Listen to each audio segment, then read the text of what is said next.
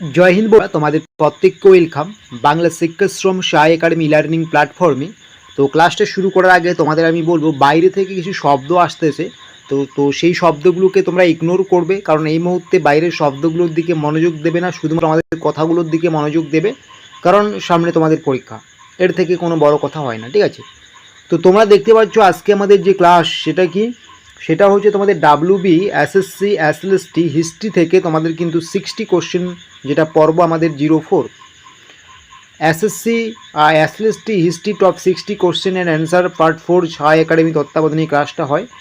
আমরা ইতিমধ্যে 3 number class শেষ করে দিয়েছি, আজকে 4 নাম্বার ক্লাসটি নিচ্ছি। তোমরা যদি আগের ক্লাসগুলো না করে থাকো অবশ্যই একটু প্লেলিস্টে চেক করে নেবে, সেখানে আমাদের ক্লাসের লিঙ্ক দেওয়া আছে।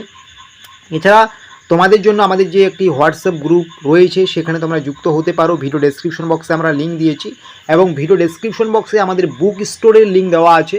সেই বুক স্টোরে যুক্ত হয়ে বা বুক স্টোরে ভিজিট করে তোমরা কিন্তু আমাদের যে কোনো বই সেখান থেকে সংগ্রহ করতে পারো, সেটা ডাব্লিউপি বলো, কেপি বলো, অন্যান্য পরীক্ষা বলো, এমটিএস বলো বা এসএসসি জিডি, এছাড়াও এসএলএসটির বিভিন্ন সাবজেক্টের কিন্তু সেখানে বইপত্র দেওয়া আছে, সেখান থেকে তোমরা সংগ্রহ করে নিতে পারো। অবশ্যই ভিজিট করবে বুক স্টোর, ভিডিও ডেসক্রিপশন বক্সে লিঙ্ক দেওয়া আছে। তো আমাদের আজকের 1 নাম্বার কোশ্চেন কী বলা হয়েছে, সবার আগে আমি আরেকবার রিপিট করছি, বাইরের শব্দটাকে ইগনোর করে যাবে, ঠিক আছে?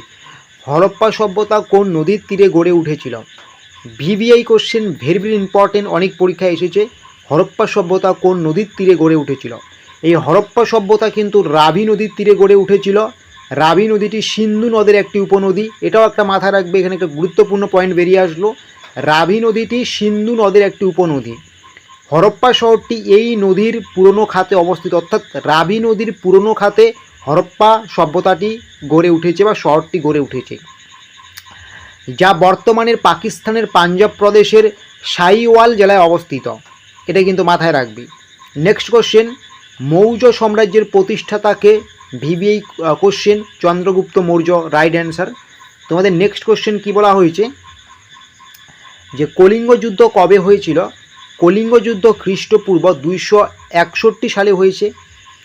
অশোক কোন ধর্ম গ্রহণ করেন? অশোক কিন্তু বৌদ্ধ ধর্ম গ্রহণ করেন। গুপ্ত যুগকে কেন সোনালী যুগ বলা হয়? সাংস্কৃতিক এবং বৈজ্ঞানিক উন্নতির কারণে গুপ্ত যুগকে সোনালী যুগ বলা হয়।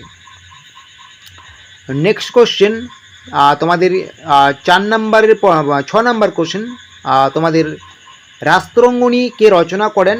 এটা রচনা করেন কলহন। এটি কিন্তু দ্বাদশ শতাব্দীর একটি বিখ্যাত সংস্কৃত গ্রন্থ, যা কাশ্মীর রাজ্যের ইতিহাস বর্ণনা করে।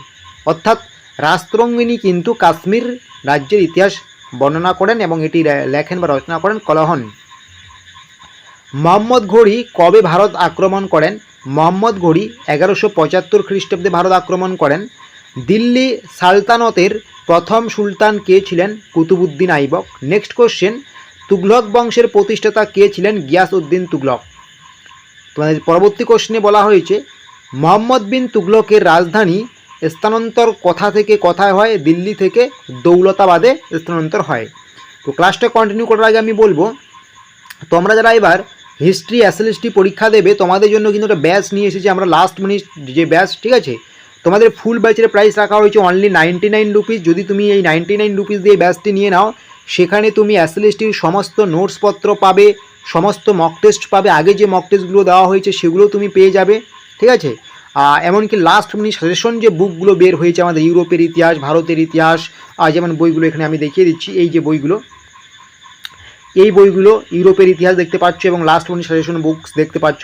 এই বইগুলো তোমরা কিন্তু ফুল ব্যাচটির মধ্যে এমনিতেই পেয়ে যাবে, আর ফুল ব্যাচটি না নিলে তোমাদের কিন্তু এগুলো কিন্তু সামান্য পেমেন্ট করে নিতে হবে, ঠিক আছে? তো এই ফুল ব্যাচটা নিয়ে কিন্তু তুমি এই লাস্ট মিনিট সাজেশন থেকে তোমাদের ইন্ডিয়ান হিস্ট্রি থেকে শুরু করে ইউরোপের হিস্ট্রি সমস্ত কিছুই পেয়ে যাবে। এই ফুল ব্যাচটির প্রাইস তোমাদের 99 রুপিস রাখা হয়েছে, এবং অনলি যদি কেউ মনে করো মক টেস্ট নেবে তাহলে 41 পেমেন্ট করতে হবে, অনলি মক টেস্ট ব্যাচ, ঠিক আছে? এবং কেউ যদি অনলি পিডিএফ ব্যাচ নিতে চায় তাকে 21 পেমেন্ট করতে হবে। এই পিডিএফ ব্যাচের মধ্যে তোমাদের কিন্তু সমস্ত নোট সাজেশন দেওয়া হবে না। এই পিডিএফ ব্যাচটি মূলত তোমাকে একটি গ্রুপে অ্যাড করা হবে, সেখানে প্রত্যেক দিন 1টি বা 2টি করে পিডিএফ শুধু সেন্ড করা হবে, ঠিক আছে? তো এটা তোমরা নিতে পারো। আর ডাব্লিউবি এসএলএসটি হিস্ট্রি এই ব্যাচটি নেওয়ার জন্য তোমাদের কী করতে হবে, তোমাদের সোজা ভিডিওর ডেসক্রিপশন বক্সে যেতে হবে, সেখানে লিঙ্ক আছে, লিঙ্কে ক্লিক করে এই ব্যাচটিতে যুক্ত হয়ে যাও। অথবা তোমরা কিন্তু আমাদের ভিডিওর যে কমেন্ট বক্স রয়েছে সেই কমেন্ট বক্সটা চেক করো, সেই কমেন্ট বক্সে কিন্তু আমরা লিঙ্ক দিয়ে দিয়েছি। ঠিক আছে, তো চলো আমরা তাহলে ক্লাসটা চালু করি। আমাদের 11 নম্বর কোশ্চেনে কি বলা হয়েছে, 11 নম্বর কোশ্চেন খুবই গুরুত্বপূর্ণ একটি কোশ্চেন, যে মুঘল সাম্রাজ্যের প্রতিষ্ঠাতা কে ছিলেন। মুঘল সাম্রাজ্যের প্রতিষ্ঠাতা ছিলেন বাবর। আগ্রার তাজমহলকে নির্মাণ করেন, আগ্রার তাজমহল নির্মাণ করেন শাহজাহান। ঔরঙ্গজেব কোন ধর্মের প্রতি কট্টর ছিলেন, ইসলাম বা মুসলিম ধর্মের প্রতি, ইসলাম ধর্মের প্রতি। শিবাজির গোপন দপ্তর কী নামে পরিচিত, শিবাজির গোপন দপ্তর ফরত নামে পরিচিত ছিলেন। ভারতে ব্রিটিশ ইস্ট ইন্ডিয়া কোম্পানির আগমন কবে হয়, ভারতে ব্রিটিশ ইস্ট ইন্ডিয়া কোম্পানির আগমন হয় 1600 খ্রিস্টাব্দে।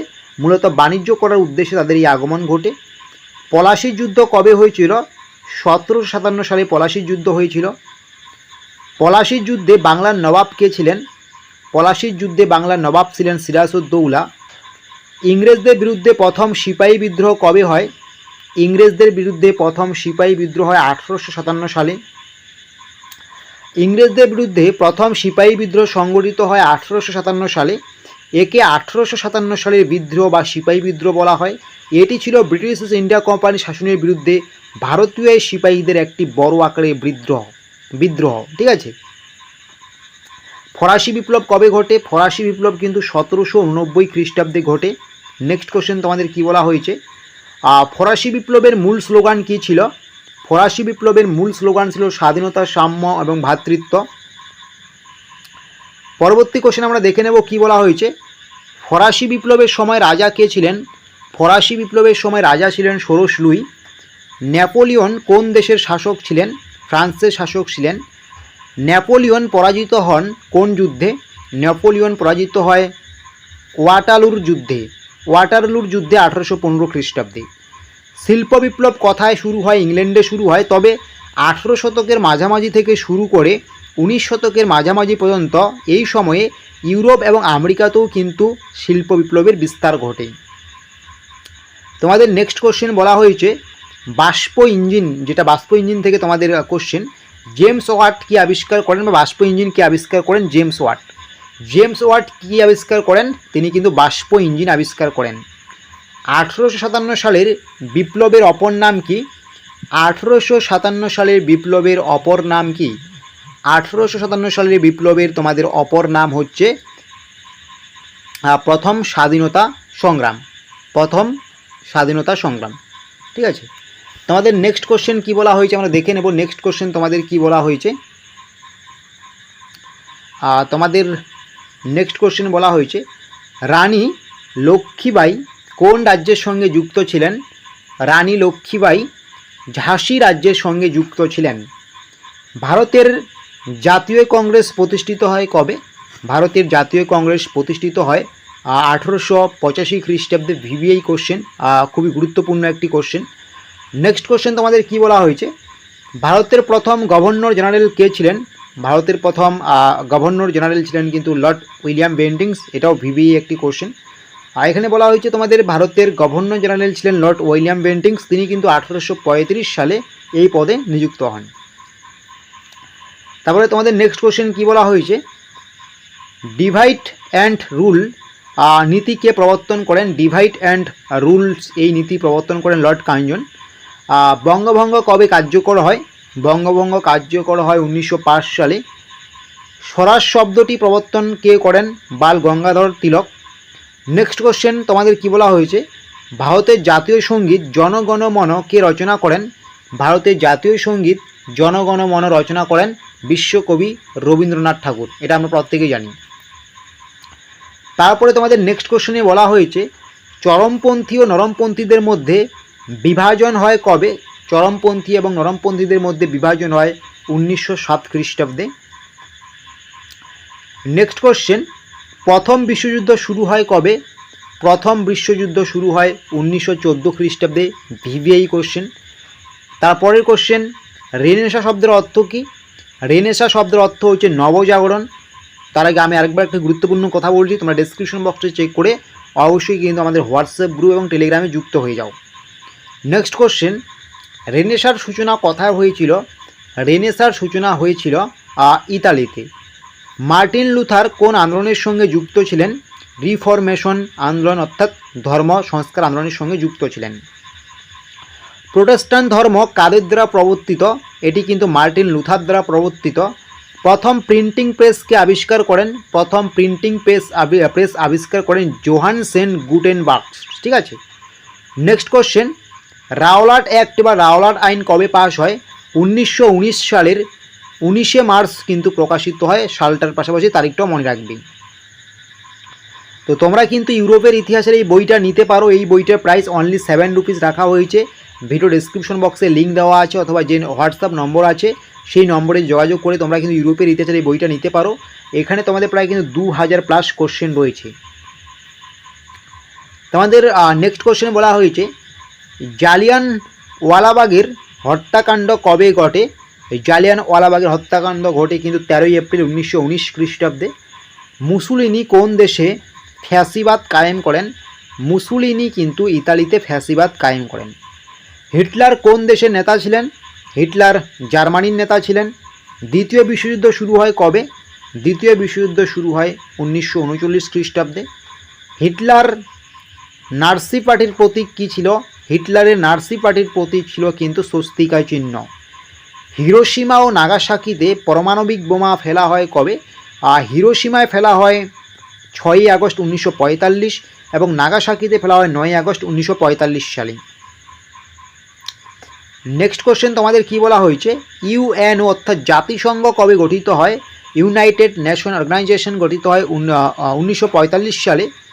ঠান্ডা লড়াই যুদ্ধ বা ঠান্ডা যুদ্ধ শুরু হয় কাদের মধ্যে? আমেরিকা এবং সোভিয়েত ইউনিয়নের মধ্যে। বার্লিন প্রাচীর ভেঙে ফেলা হয় কবে? 1989 খ্রিস্টাব্দে। ইউরোপীয় ইউনিয়ন ইইউ গঠিত হয় 1993 সালে। ভিভিআই কোশ্চেন, এসএলএসটি হিস্ট্রির জন্য এই কোশ্চেনটি। আর ন্যাটো প্রতিষ্ঠিত হয় কবে? ন্যাটো প্রতিষ্ঠিত হয় 1949 খ্রিস্টাব্দে। ফরাসি বিপ্লবের ফল কী ছিল? রাজতন্ত্রের অবসান। জার্মান একত্রীকরণ কবে সম্পূর্ণ হয়? এটা কিন্তু 1871 সালে বা 71 খ্রিস্টাব্দে। আর এই ভিডিওর বা এই ক্লাসের প্রেজেন্টেশন যে পিডিএফগুলো রয়েছে সেগুলো পাওয়ার জন্য কিন্তু আমাদের টেলিগ্রামে যুক্ত হয়ে যাবে। ভিডিও ডেসক্রিপশন বক্সে লিঙ্ক দেওয়া আছে, বা হোয়াটসঅ্যাপে যুক্ত হয়ে যাবে। বিসমার্ক কোন দেশের সঙ্গে যুক্ত ছিলেন? বিসমার্ক কিন্তু জার্মানির সঙ্গে যুক্ত ছিলেন।